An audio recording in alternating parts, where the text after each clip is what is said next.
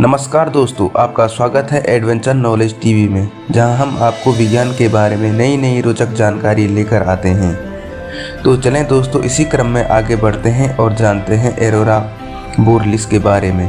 क्या है एरोरा बोरलिस?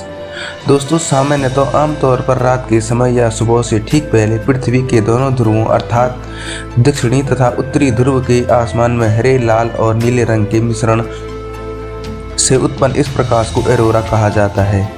दोस्तों, आज हम समझेंगे कि ध्रुवीय देशों में रात को दिखाई देने वाली खूबसूरत प्रकाश के पीछे छिपे हुए कारण, जिसे ध्रुवीय ज्योति या एरोरा बोरलिस कहा जाता है। एरोरा बोरलिस दोस्तों, आपने अक्सर फिल्मों, चित्रों आदि कई जगहों पर आसमान में उत्पन्न एक आश्चर्यजनक रंगीन प्रकाश को देखा होगा।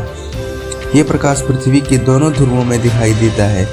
प्राचीन काल से इसे धर्म और आस्था से लेकर जोड़ा जाता था, किंतु सन 1899 में नॉर्वे में वैज्ञानिक क्रिश्चियन ब्रिकलैंड ने इस घटना के पीछे के विज्ञान को समझाया।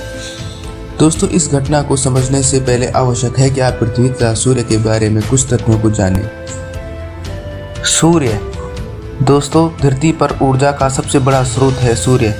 सूर्य से हम तक आने वाली ऊर्जा नाभिकीय अभिक्रिया, नाभिकीय संलयन का परिणाम है। सूर्य में उपस्थित हाइड्रोजन नाभिक आपस में संलयित होकर हीलियम का निर्माण करते हैं। इस प्रक्रिया में अत्यधिक ऊर्जा उत्पन्न होती है और यही ऊर्जा प्रकाश के रूप में हम तक पहुंचती है। दोस्तों, सूर्य की बाहरी सतह, जिसे कोरोना कहा जाता है, इसका तापमान 1.1 मिलियन सेंटीग्रेड होने के कारण यहाँ उपस्थित आवेशित कण, मुख्यतः इलेक्ट्रॉन व प्रोटॉन, अत्यधिक वेग 900 किलोमीटर प्रति सेकंड के साथ सूर्य के गुरुत्वाकर्षण प्रभाव से मुक्त होकर सूर्य से बाहर निकलने लगते हैं और सूर्य से निकलने वाले इन आवेशित कणों को तूफान को सोलर विंड कहते हैं। पृथ्वी का चुंबकत्व दोस्तों, हमारी धरती मुख्यतः 3 अलग अलग परतों से बनी हुई है, जिसमें क्रस्ट, ऊपरी परत, मेंटल, बीच की परत तथा कोर पृथ्वी का केंद्र शामिल है। पृथ्वी के केंद्र में अधिक मात्रा में लोहा तथा निकल मौजूद है, जिसे बाहरी व आंतरिक कोर 2 भागों में विभाजित किया गया है। बाहरी कोर अत्यधिक ताप के कारण द्रव अवस्था में है, जबकि आंतरिक कोर में दबाव का तापमान अधिक होने के चलते ठोस अवस्था में स्थित है।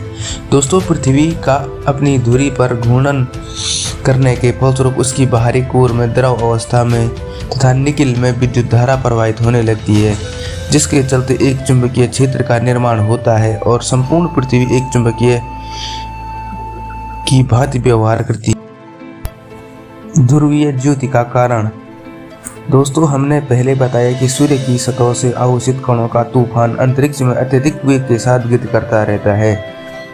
ये आवेशित कण गति कर पृथ्वी तक पहुंच जाते हैं और पृथ्वी का चुंबकीय क्षेत्र इन आवेशित कणों के तूफान को धरती तक पहुंचने में रोकता है, जिसके कारण हम इन कणों से होने वाले नुकसान से बच जाते हैं। दोस्तों, पृथ्वी का चुंबकीय क्षेत्र प्रत्येक स्थान पर समान नहीं होता। ये मध्य में मजबूत और ध्रुवों में कमजोर होता है। अतः सूर्य से आने वाली सोलर विंड की कुछ मात्रा ध्रुवों से पृथ्वी के वायुमंडल में प्रवेश कर जाती हैं और इस आवेशित कण वायुमंडल में उपस्थित ऑक्सीजन, नाइट्रोजन परमाणुओं से टकराती है और अपनी ऊर्जा इन परमाणुओं को हस्तांतरित करती है और बाहर से अतिरिक्त ऊर्जा मिलने पर इन गैसों के इलेक्ट्रॉन अपनी कक्षाओं को छोड़कर उच्च कक्षाओं में चले जाते हैं तथा कुछ समय पश्चात अपनी कक्षा में आने पर प्रकाश विसर्जित करते हैं। दोस्तों, इस प्रक्रिया में उत्पन्न होने वाले प्रकाश एरोरा बोरलिस रंग का कई बातों पर निर्भर करता है।